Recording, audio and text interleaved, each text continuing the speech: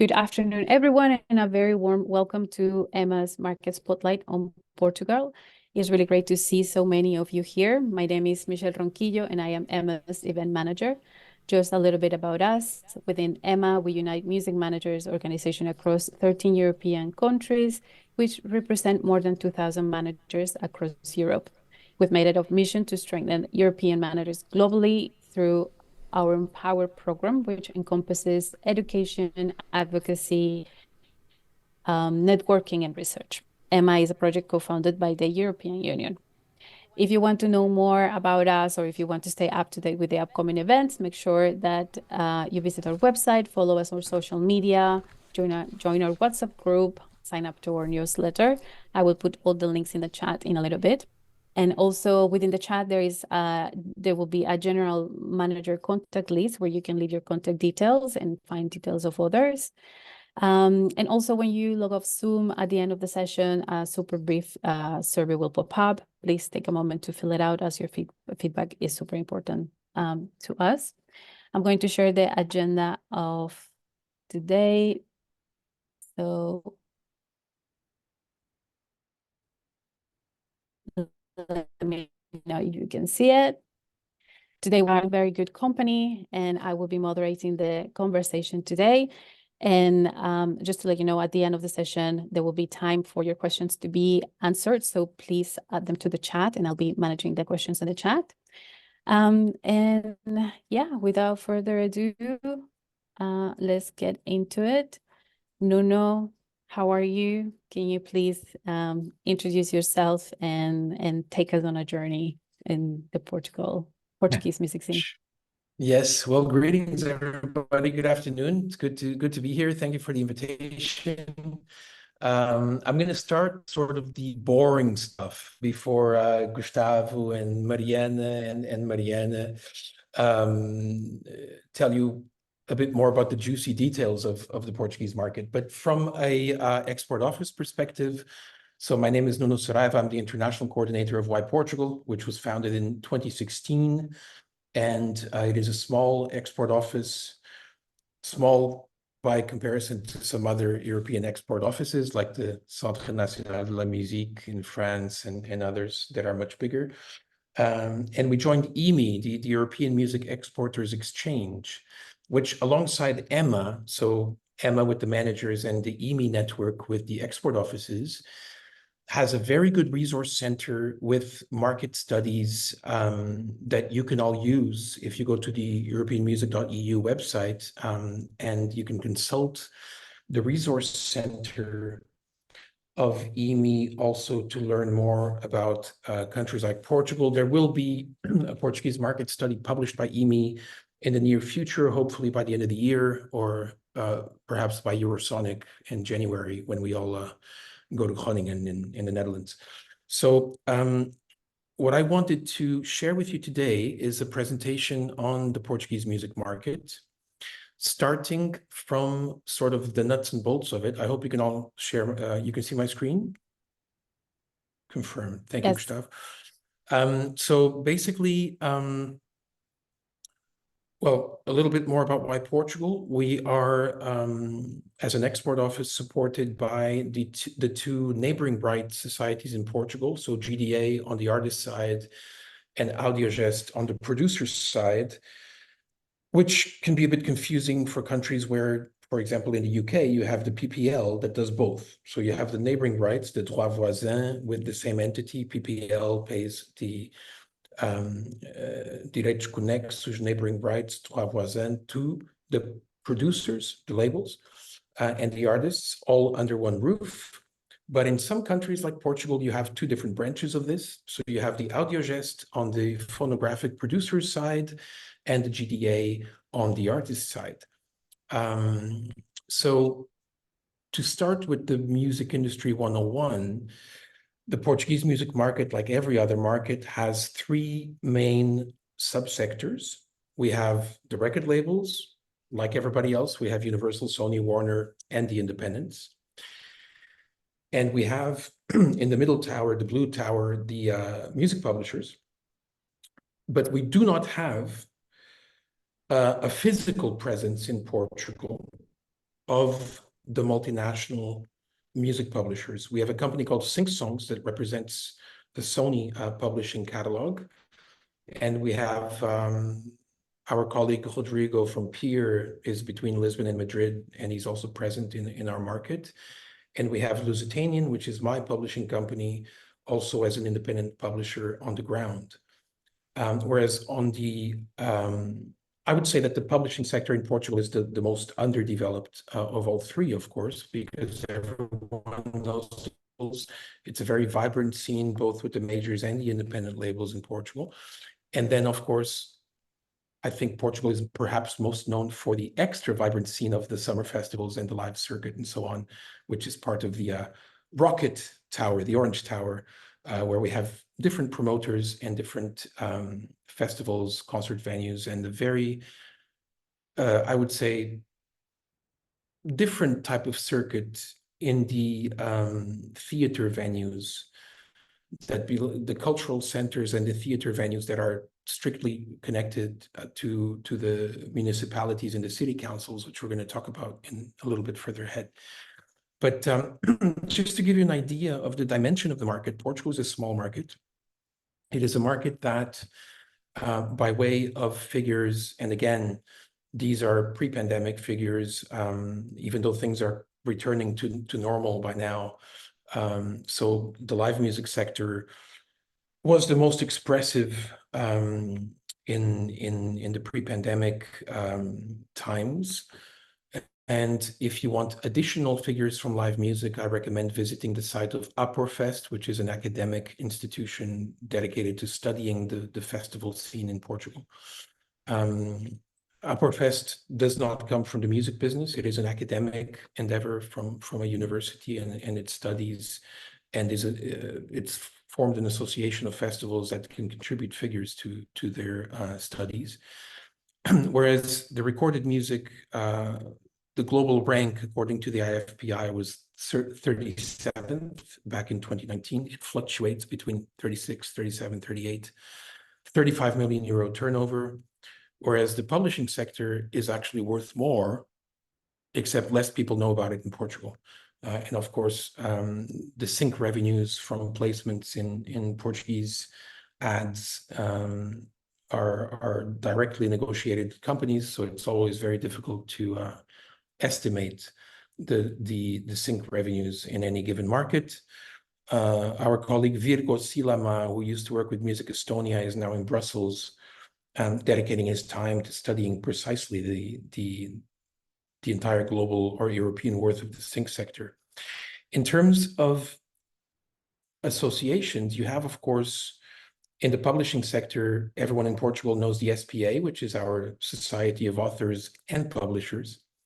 And as I said, on the neighboring right side, we have Audiogest for the phonographic producers and the GDA for the artists, both the featured and non-featured artists.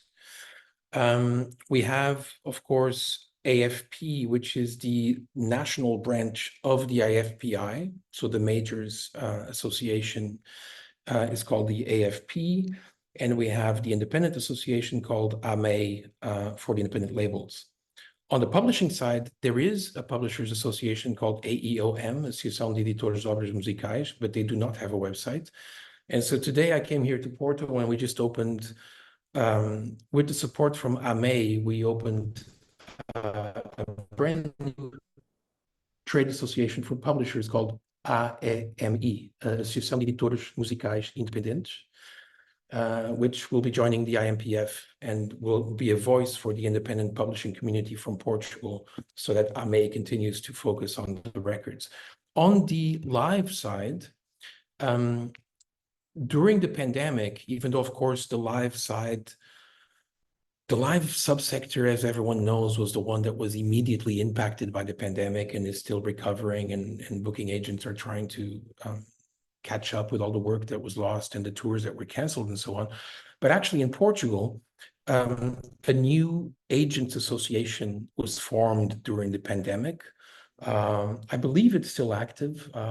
Maybe Mariana might comment on that later, but I think it was founded by our colleague Rafael Ribas and some others. So whereas before it was not so institutionally organized. The pandemic actually assisted with some of the organizations so that the sector could speak to the government with one voice, or at least one voice per subsector trying to articulate things. So there is a promoters association and there is an agents association as well now. So looking at the numbers, I'm not sure how much time I have left. I think I'm still under the 10 minutes, but looking at the numbers, Portugal is still, even though, of course, like everywhere else, streaming has become the leading way that people hear music, physical is actually still very relevant. And Portugal per capita, I don't know how many people are here from France or Spain that might know Fnac, the big chain store, but Portugal per capita, in terms of the physical products, Portugal has the largest number of Fnac stores of any country in Europe or the world, because that's where they're based. So we have more Fnacs per Portuguese people than France or Spain. And Fnac is really, you know, they started by having a strategy of having lots of records in the shops. And then when the smaller shops went away, they are now cutting back the music section. So there's less and less and less music in Fnac, but they still have the market. So more independent record shops are popping up, but physical is still very relevant here. And vinyl, of course, is also making a big comeback. It never really went away in Portugal, but it's making a bigger comeback. Although some people still buy CDs.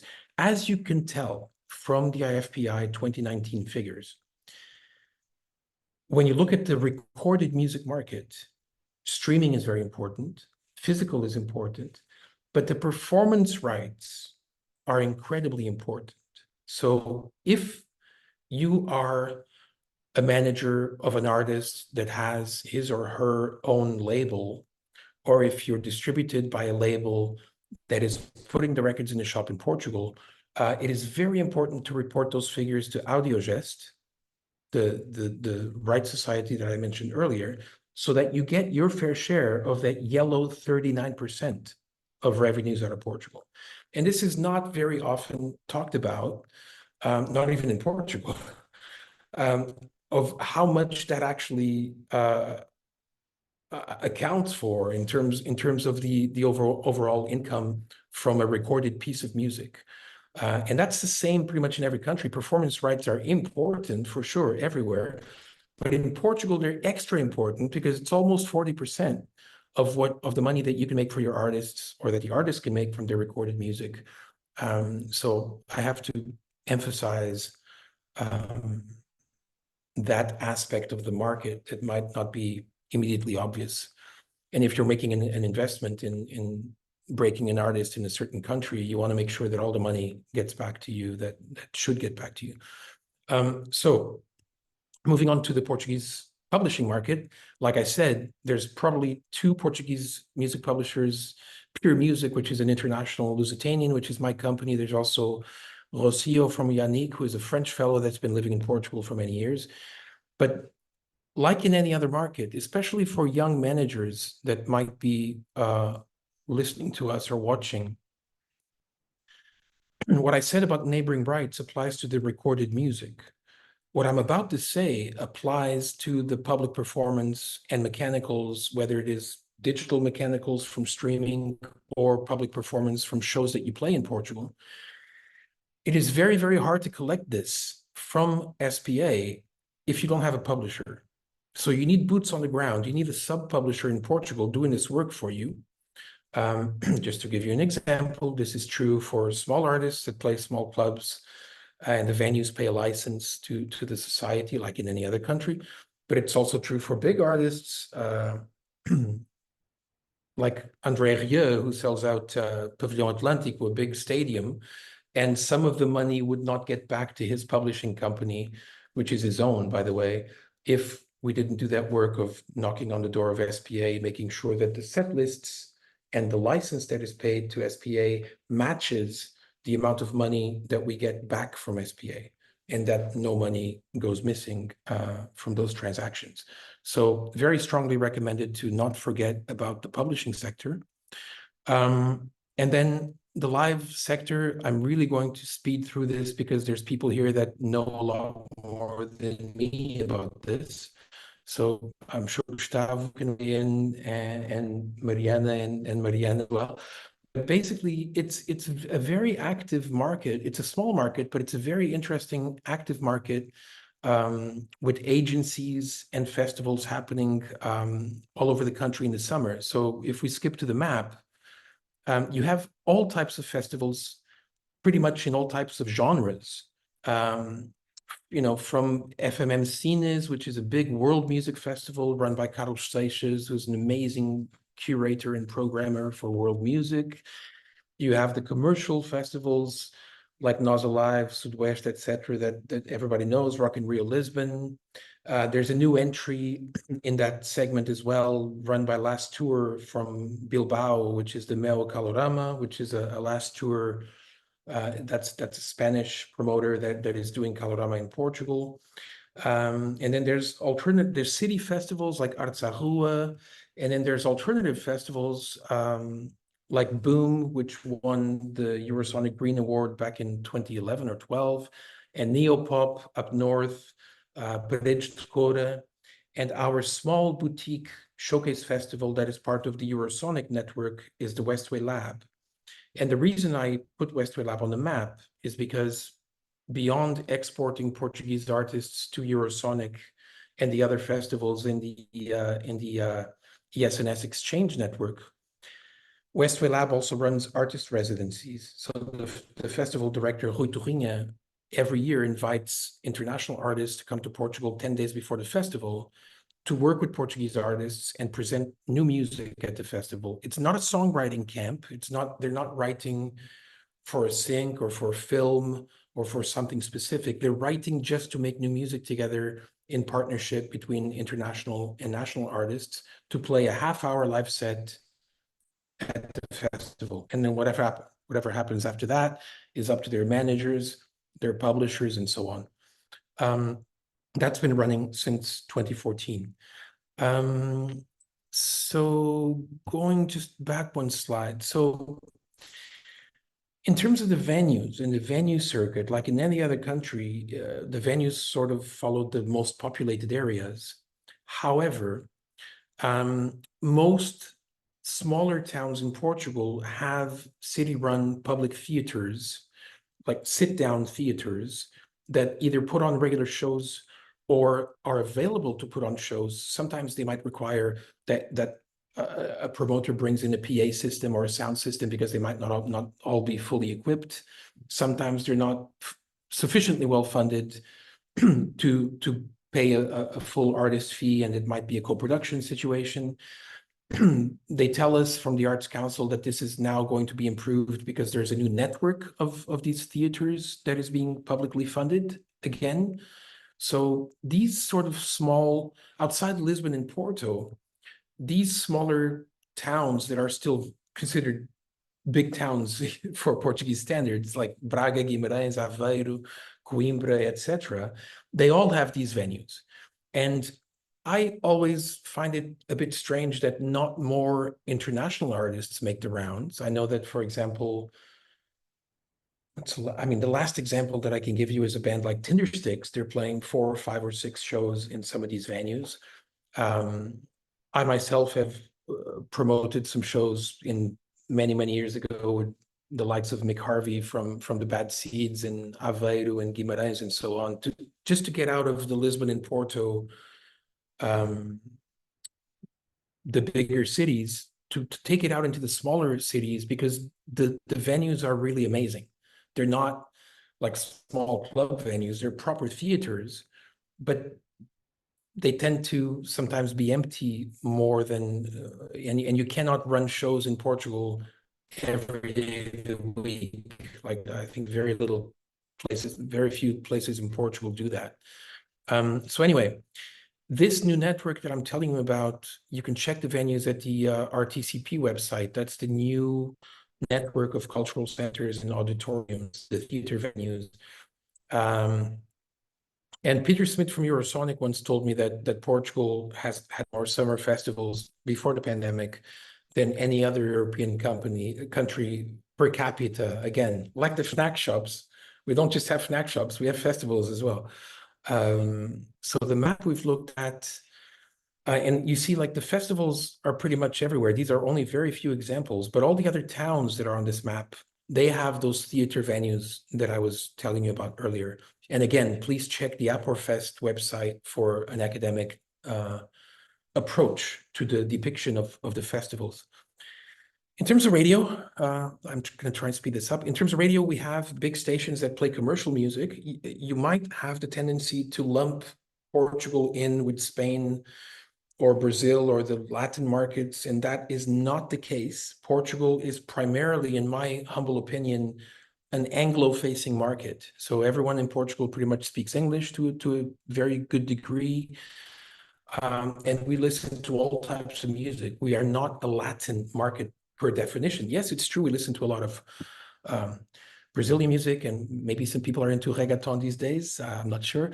But fundamentally, we are a different market to that. We are a market that listens to a lot more genres and tend to be Anglo-facing, I think, in the way that we view the world, rather than being focused on Latin America, which is, of course, where Spain is looking mostly. So again, we have Radio Comercial and RFM are the two big commercial stations. Then we have an alternative station, which is Antena 3. We have some other online radios like Futura, which is great. And we also have three main college radios in the Algarve, which is in the south, in Coimbra, and in Minho, which is the Braga and Guimarães area. So those college stations can be very, very interesting also from a geographical perspective, because you can send music to those three college stations to introduce new artists, and you've got the south, the center, and the north covered. If it's, especially if it's alternative music or something new that you want to introduce into the market before you introduce it to the national public radio Antena 3, for example. So what else? Yeah, in terms of funding, this might be more relevant for Portuguese artists, but you should also know there is an arts council. It's not just for music, but for all arts. It's the National Arts Council, DG Artes. The GDA, which is the Artist Neighboring Rights Society, has a great program under their foundation, Fundação GDA. And there can be some interesting points and crossover points, especially if you're working in partnership with Portuguese artists or putting together artist exchanges and so on. But we continue to not have much funding that is specific to music. So there is no Centre National de la Musique or Initiative Musique, or in Centre National in France or Initiative Musique in Germany. We don't have any of those structures. Westway I've already told you about. It's the first professional event in Guimarães. It was founded in 2014. Dates next year are April 9th to 12th. It's a springtime event. And I think I've run out of my 10 minutes, probably by far. So I just leave you some links. May is the Independent Labels Association. Why Portugal is the Export Office.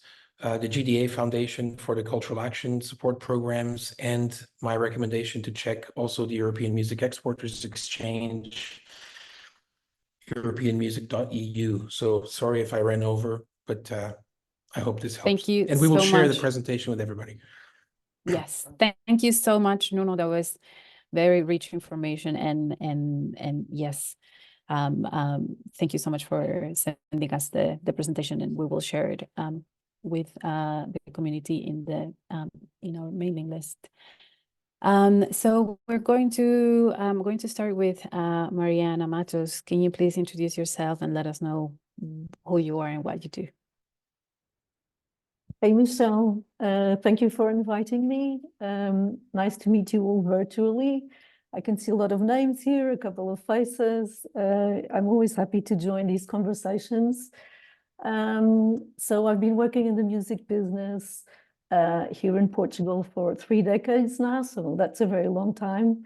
I started very young as well, but these days I manage projects in the music and culture sphere, more on an international level. I also own my own consulting agency for music, and I co-direct She Said So here in Portugal, which is the global platform community of women, gender non-conforming people, and allies, so in the music business. So if anybody wants to know a little bit more, you can reach out to me. I will leave the contacts here because I know you haven't asked any questions yet, but I think one very strong point to enter a market is, of course, through local connections and the communities. So I will be available if you want to reach out, because that's always the first step. Thank you so much, Mariana. Gustavo, please tell Hello. us who you are and what you do. Also, thank you for having me. It's also a pleasure to participate and to try to give some insights from my area, which is basically, I'm the artistic director for Made of You, which is a company that produces neo-pop festivals on our Lisbon, El Row in Portugal, brunch, electronic, basically electronic events, mainly electronic events. But we also do production for other big events, like, for example, Afro Nation, not the curation, it's not my side, but my company does also this kind of services and provides this kind of services. And it's also nice to be here with such interesting people, trying to help these people like in getting into it or improving their participation on this business or this world of the music scene. Thank you so much, Gustavo. Mariana, Bessa. Hello, my name is Mariana. I work in the music industry for more or less 15 years. I do booking management, also some press. Nowadays, I work with a lot of projects that unite Portuguese and Brazilian music. And also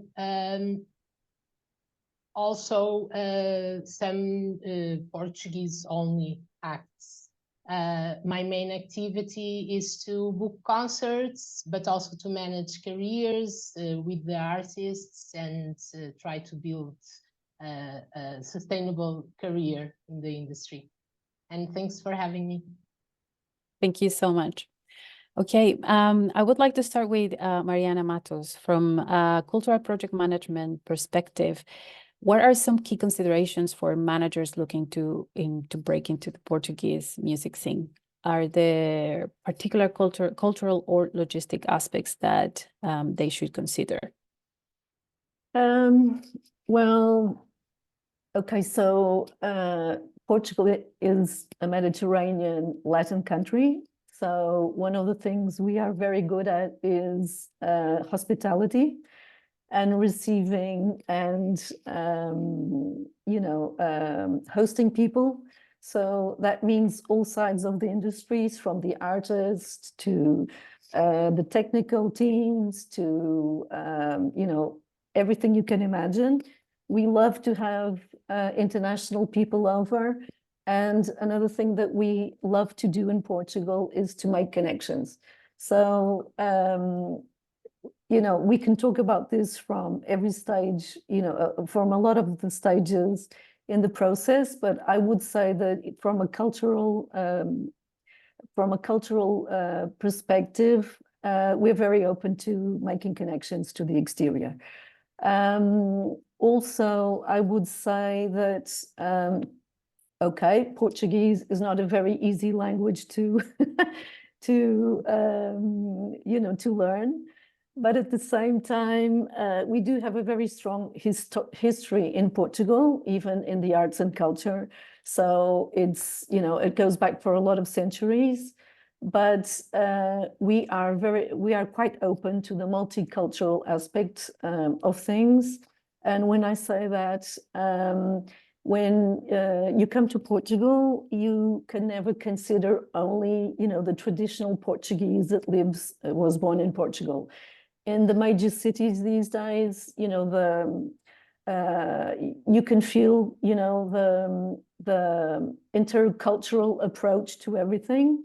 So not only from our African influences, from our Brazilian bridges as well. So throughout, you know, the Portuguese languages with what we call the ex-colonies, but the countries that Portugal used to have in Africa.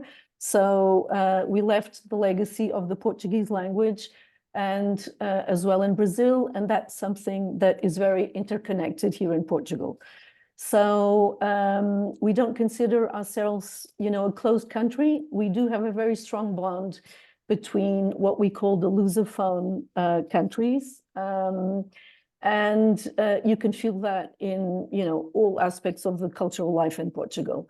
And I would say that the ultimate expression is, of course, music. So a lot of you already know that, but I think it always helps to come and to understand that the origins of, you know, the base of, and when I say Portuguese music, of course, there's a lot to this, but I would say that this multicultural approach is something very specific to Portugal.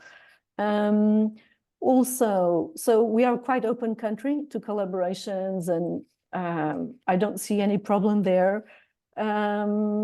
And I would definitely advise to connect to the local artists, local teams on site. Something that works really well is to have collaborations, not only with artists, but with all types of teams that you can find in Portugal, because we really enjoy this. We love to have other people in our teams. We love, you know, artists love to have other artists on site and on stage performing. This is something that's part of our culture. So I don't think anybody's going to say no to an invitation. And as everybody on the call here will know, we love hosting people here. So especially foreigners. In these last couple of years, the scene has changed a little bit as well, as we do have a lot of foreigners living in Portugal in the cultural areas.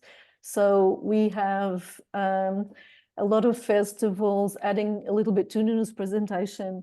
We do have a lot of festivals now from foreign entities in Portugal, and foreigners that are living in Portugal and are also contributing to our local scene. So that's improving and progressing, because that's very interesting. Let's see what's going to happen in the next decade. And yes, well, I won't go on more. I'll let you guys talk about it in a couple of points, but definitely, yes, we're very open people. You know, the Portuguese people are very open to collaborations, of course. Thank you so much. Gustavo, as an artistic director at Made of You, can you share insights on how to effectively plan a tour in Portugal? What are the most important factors for managers to consider regarding venue selection, local promotion, and audience engagement? Yeah, well, like actually, I tend to agree, like especially what Mariana said, because it's always been our kind of posture and attitude in the scene was like always been very like we are always like very warm and kind and welcome people, you know, to everyone who's coming around, who's presenting us new ideas. We are very open to that. In terms of touring, basically, like I tend to say, like, and especially like I always been at this position, but like always, especially nowadays, where so many events and so many things are happening in Portugal, and the scene is super vibrant. Like you tend to be careful with not doing too much, you know, or not wasting your artist name. If this is the case, you know, if it's a small artist, of course, it's important to go around the small clubs, circuit, you know, like stock. I suggest always going through that way initially, where you meet the local crews, the local communities, smaller promoters will have like a different approach and a different care about your work. you know, like in a different interest. You know, they will put much more effort on promoting you for sure. You know, like rather like a big company will probably, it will be difficult to get you a slot, or if you get the slot, will then be not the best one, or like probably like they won't bet you at the first time, you know, like it's normally not, it's not happening anywhere. But so I suggest like people to reach and small promoters and try to make it work, like some kind of club shows. If you were talking about electronic artists, of course, if we talk about bands, also like this kind of routing where Nuno was talking about the small theaters, and in the smaller cities, of course, Porto and Lisbon are interesting and important places to perform, because it has a different visibility and audience. You know, like but I believe it's if you're small artists, you know, like and you're trying to get into the scene, you know, like into the market, it's important to reach smaller promoters, smaller communities, and do a lot of smaller shows, you know, around the country.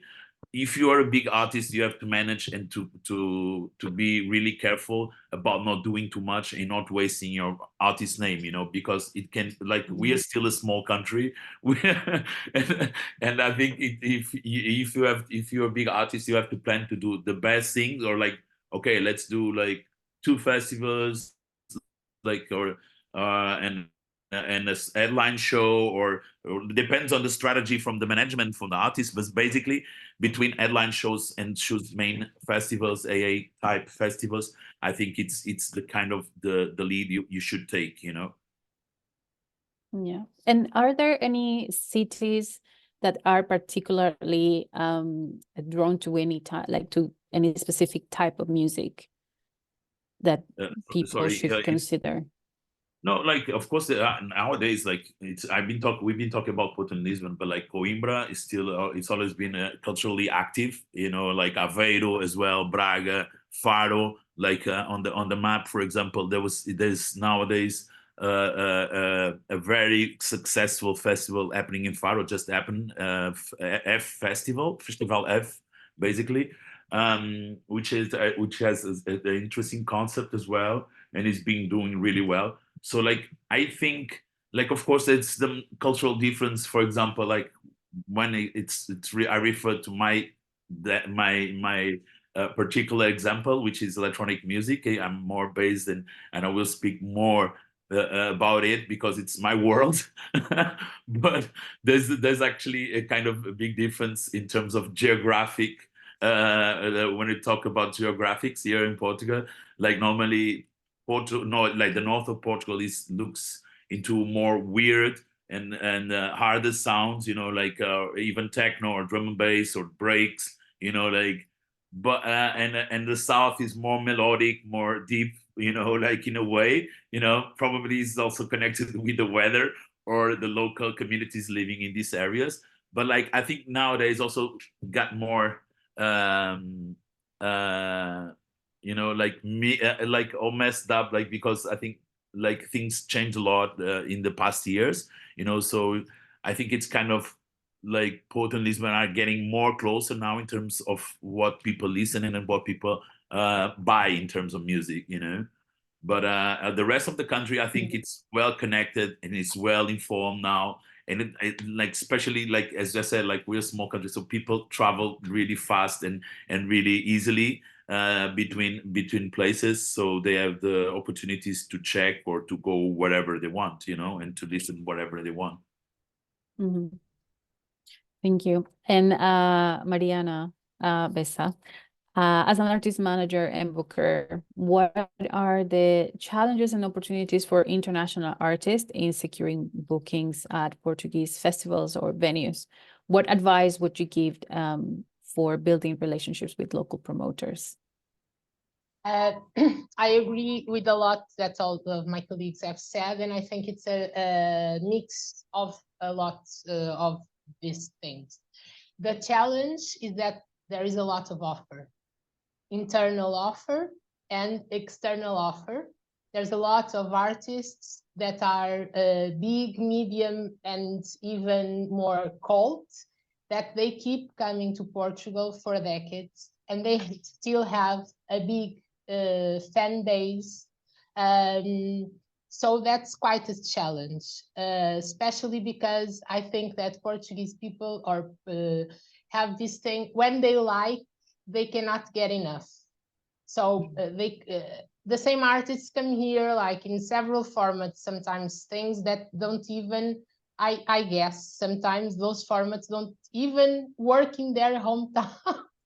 But Portuguese people like different and to be challenged.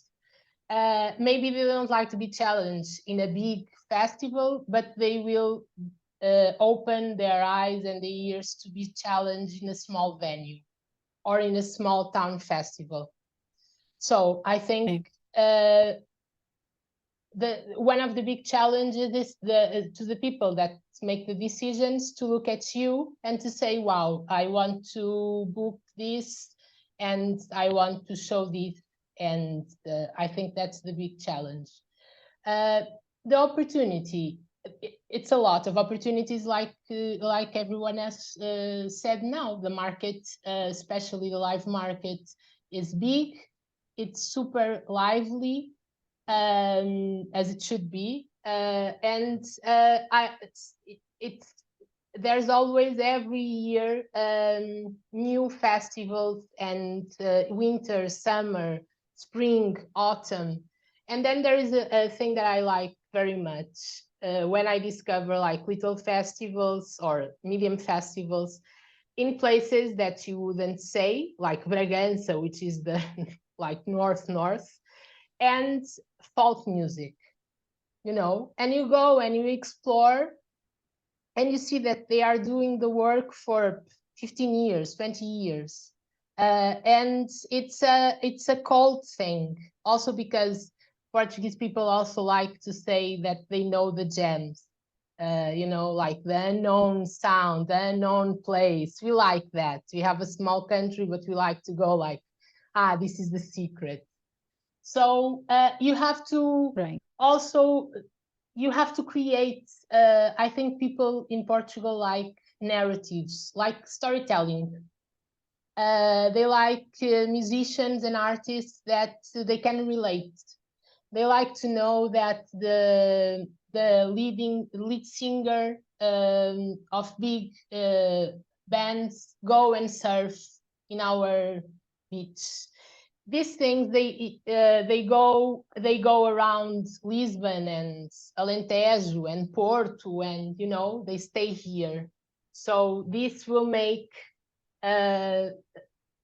people connect to that.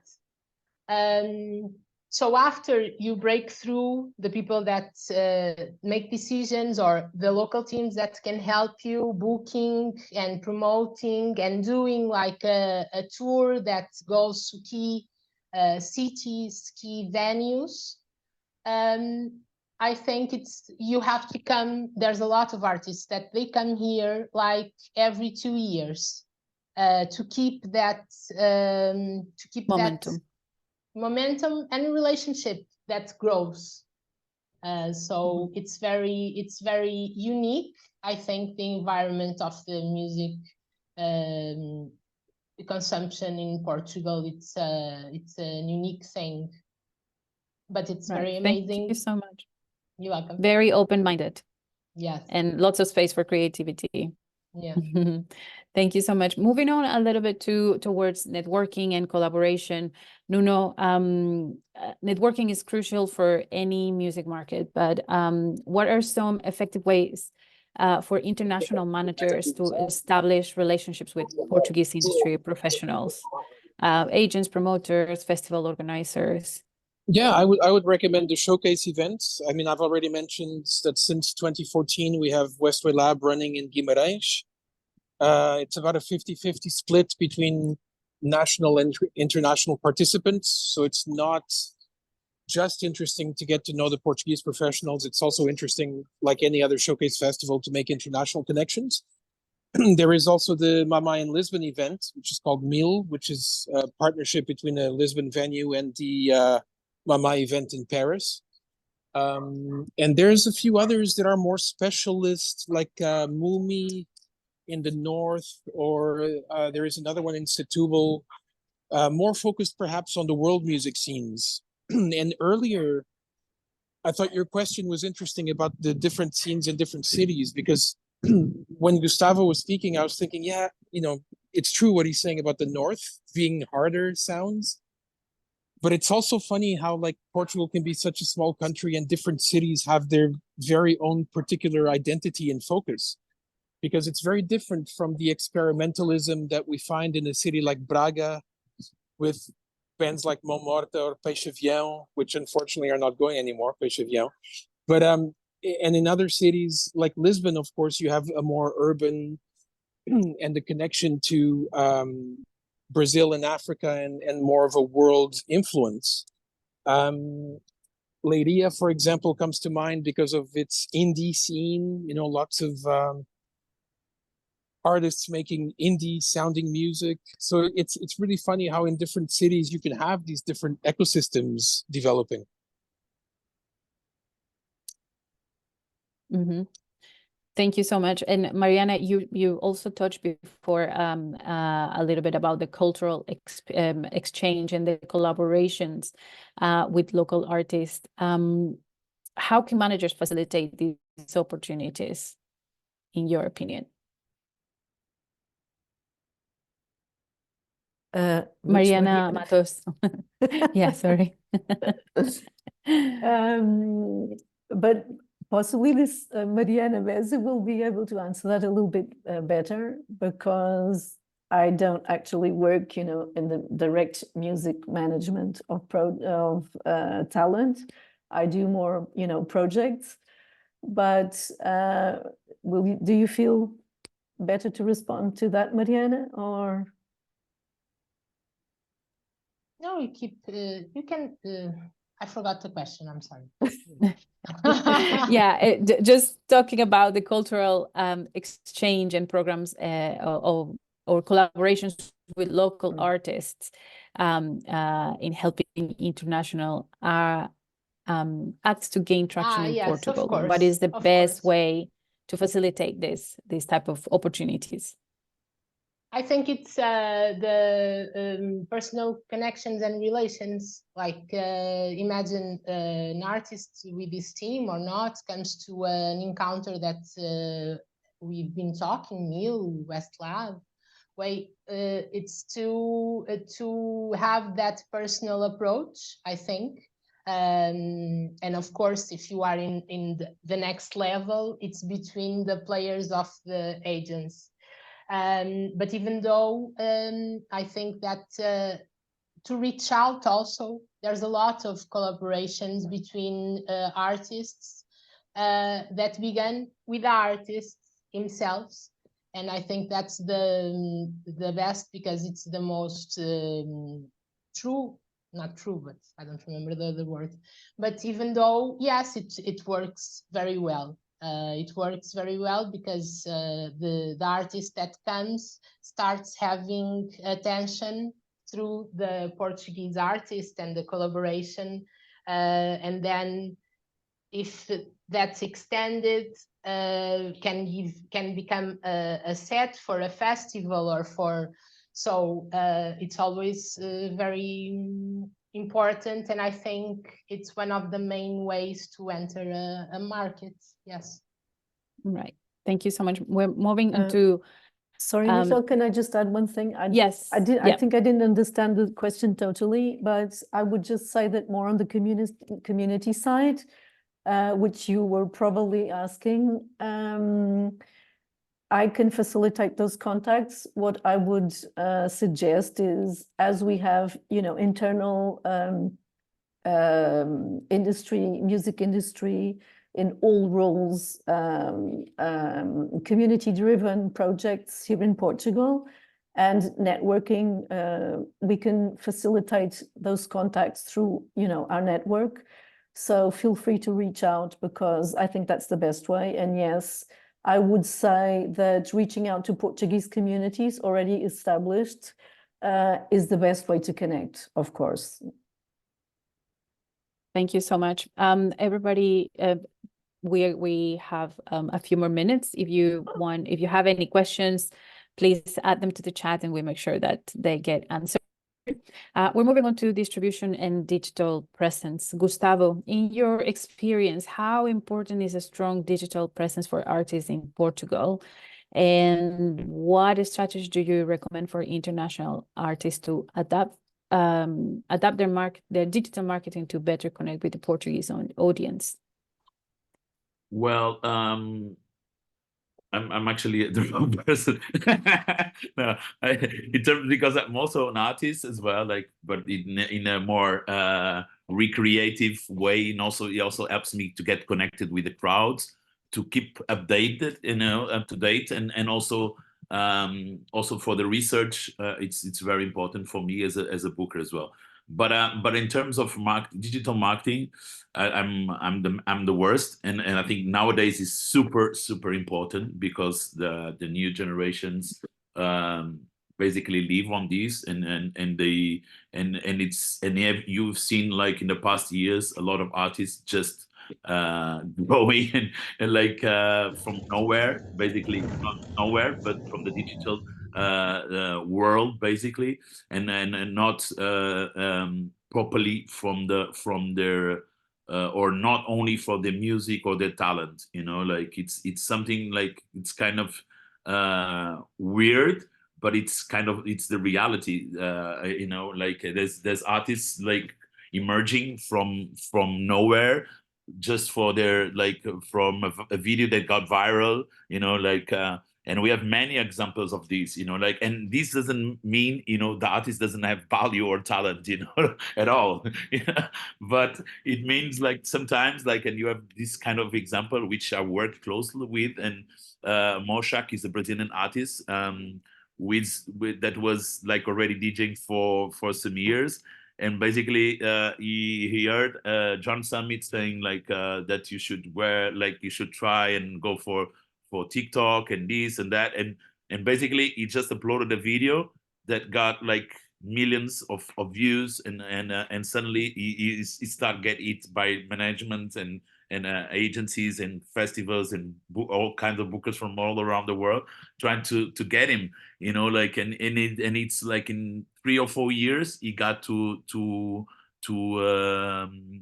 a main headliner act, like in the electronic scene all around the world, So, like, to get to Portugal nowadays, like, first of all, like, I think you have to visit or come over by, like, and to get to know the scene. A lot of foreigner artists, international artists are moving here, as Mariana said, like, and nowadays they are living here. This already used to happen, but like mainly African or Brazilian artists. There was mainly that core of artists that we get a bigger connection, like, and a closer connection. Nowadays, like, you have all kinds of artists living in Portugal, like of kinds of nationalities. And I think that's also important, to meet the culture, to meet the people, to meet physically and and personally and in reality the scene. And then, of course, you can understand the some ways, or some better ways to reach out and to get more followers and more attention on the digital marketing aspects. But like, and you also can understand how to reach better this our crowds. Like, I think, like, there's not such a big difference between the way you communicate in the digital world from other markets. Like, the difference basically should be like the number of followers or the crowd or your audience, like, in terms of countries. Like, for example, Brazil is huge, like, having 1 million of followers in Brazil, I don't think it's worth so much as here, for example. Like, you have 1 million followers in Portugal, you are already big. You can consider be a big artist, or have a big social network base, like. But in Brazil, I don't think it's something like very expressive, because it's a huge market, like, or in the US or in Asia or whatever, So, like, basically, I think that's the difference. You don't need much year, or you lead maybe basically you lead a bit less year to reach bigger numbers in Portugal, or relevant numbers for the Portuguese audience than you need, for example, in Brazil, or the rest of USA, or Asia market, or whatever, like, because Right. it's completely different size, and a different type of market, like basically Yeah. inside. Yeah. And I want to move quickly as well to navigating challenges. Nuno, what are some of the common challenges that international artists face when entering the Portuguese market, and how can managers proactively address these issues if there's any? Yeah, I think earlier Mariana mentioned storytelling and the importance of storytelling, and I think that is key. So you need to start with the communications.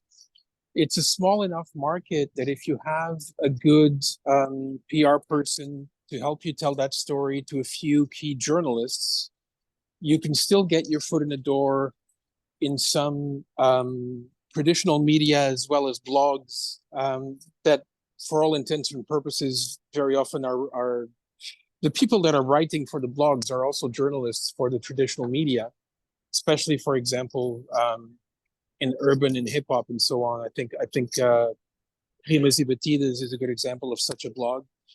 And if you're able to tell that story, I read someone in the chat thinking they could make a detour to Portugal. I don't advise that, because it's not a detour type situation.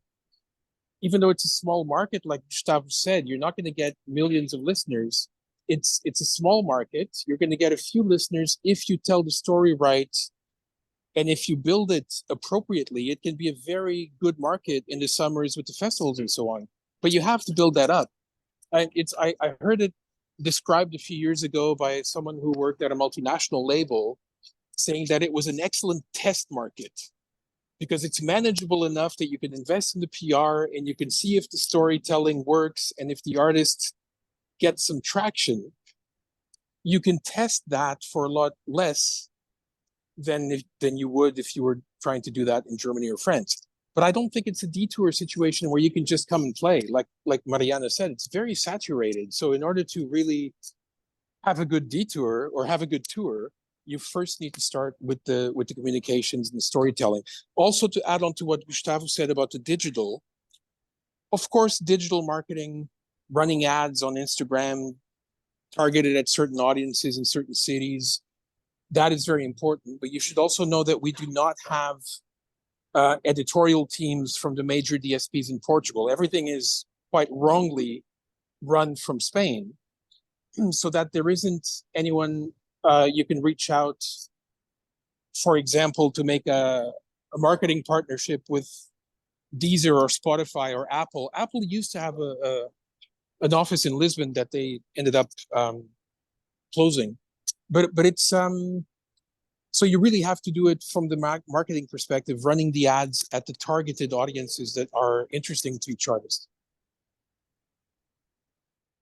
Right. And we have a question here from David. In terms of the local sync market used in advertising and TV program, is mainly music in Portuguese, or is there a mixture?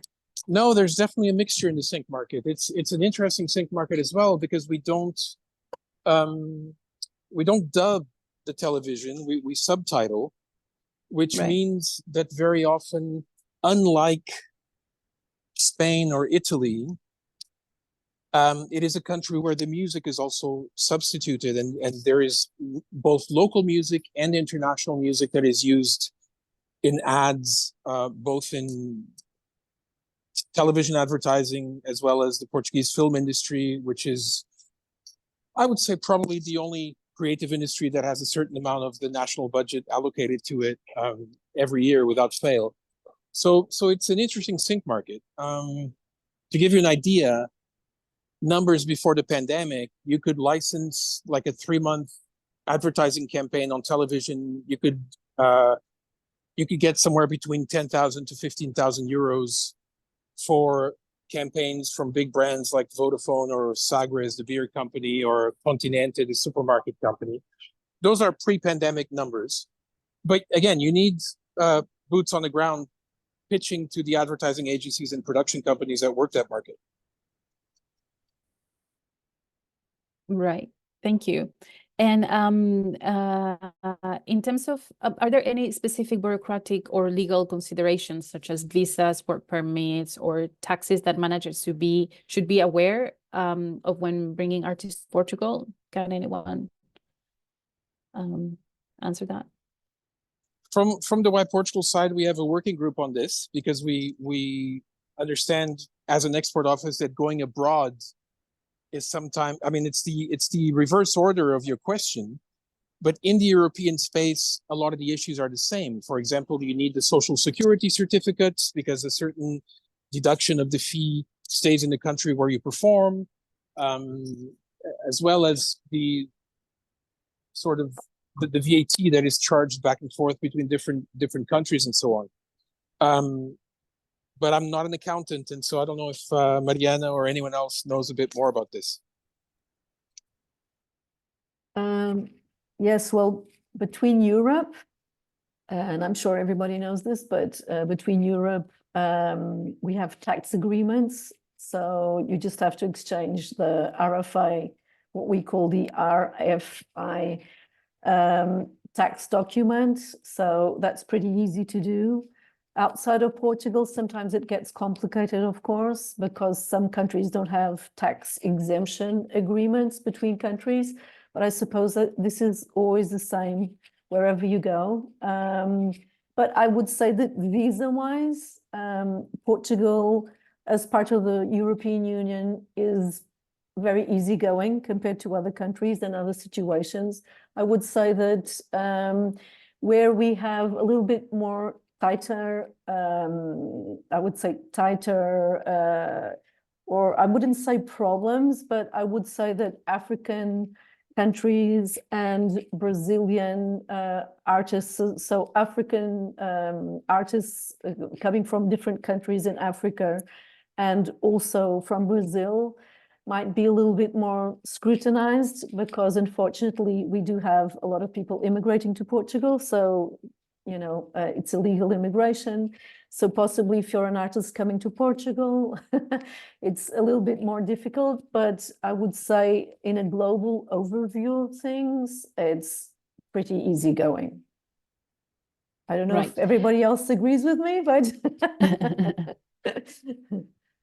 yes, I agree. It's very easy. Maybe the thing that is more complicated is then the accountant can be a little bit more complicated if you are not from European countries.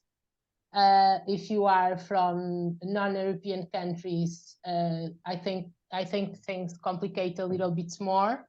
That's why it's always better to have a partner, a national partner, to be able to do this kind of legal tramites. And even for some countries that can be more complicated to enter in Portugal, if you have a tour set, you can, if the Brazilian musicians or the African musicians also have proof that they are playing here, it's much easier. And it's a lot like in every country. Normally what happens when you have something organized, even if it's directly with the venues, you ask some letters.